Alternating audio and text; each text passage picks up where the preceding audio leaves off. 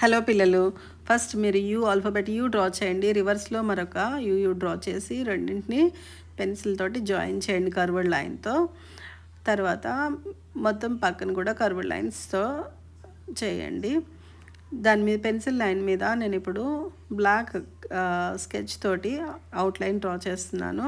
Black sketch తోటి outline draw చేసిన తర్వాత మీరు ఒకసారి పెన్సిల్ లైన్స్ని ఎరేస్ చేసేసేయండి. స్కెచ్తో కంప్లీట్ అయిపోయిన తర్వాత నేను ఇన్సైడ్ 2 ఐస్ డ్రా చేస్తున్నాను. మీ చాయిస్, మీరు చేస్తే చేయొచ్చును, లేదు అంటే డైరెక్ట్గా క్యాప్సికమ్ది అలాగనే ఉంచండి. నేను కార్టూన్ పిక్చర్ లాగా సరదాగా పిల్లలకు ఉంటుంది అనేసి నేను ఐస్ డ్రా చేశాను. ఇప్పుడు నేను స్కెచ్ పెన్ తోటి కలరింగ్ చేస్తున్నాను. మీ చాయిస్, మీరు పెన్సిల్స్ కానీ, కలర్ పెన్సిల్స్ కానీ, అలాగనే క్రయాన్స్ కానీ, ఆయిల్ పాస్టల్స్ కానీ, వాటర్ కలర్స్ కానీ దేనితోటైనా మీరు చేయొచ్చును. మీరు చేసేటప్పుడు ప్యాచెస్ రాకుండా చూసుకోండి, కలర్ బయటికి రాకుండా చూసుకోండి. నేను చాలా ఈజీగా మీకు చాలా రకాల పిక్చర్స్ నేర్చుకోవడానికి సింపుల్గా చెప్తాను.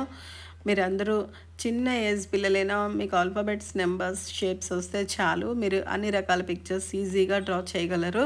నేను ఆ రకంగా చెప్తాను. మీరందరూ నా ఛానల్ని చూస్తూ ఉండండి. చూసి మీరు ఒకసారి పేపర్ మీద ట్రై చేయండి ఎలా వేయాలి అన్నది. ఆ తర్వాత ఫేర్ చేసుకోండి.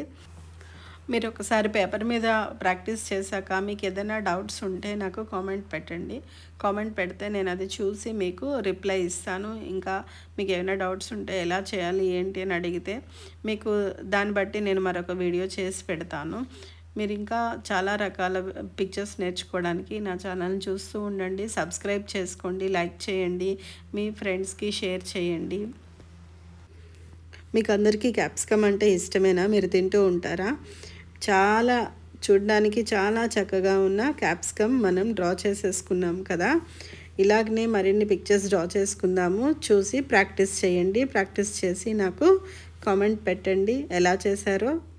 బాయ్ పిల్లలు, మళ్ళీ నెక్స్ట్ వీడియోలో కలుద్దాం.